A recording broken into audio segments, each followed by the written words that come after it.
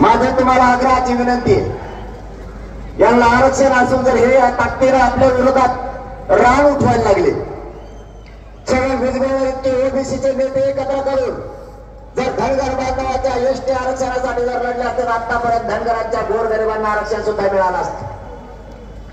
ते काम तो करत नाही. धनगर बांधवाच्या आरक्षणाला मराठ्यांमुळे धक्का लागत नाही. पीएनटी व्हिजेंटी मध्ये देव जरी आला तरी धनगर बांधवांच्या आरक्षणाला मराठ्यांमुळे धक्का लागत नाही, कारण तो वेगळा प्रवर्ग आहे. तरी छगन भुजबळ ओबीसीच्या नेत्याला नादी लावून मराठ्यांविषयी भांडण करायला दंगली घडवायला लावतो. धनगर बांधवाच्या नेत्याला माझी विनंती आहे, तुम्ही फुकट विकत भांडण विकत घेऊ नका. आमच्या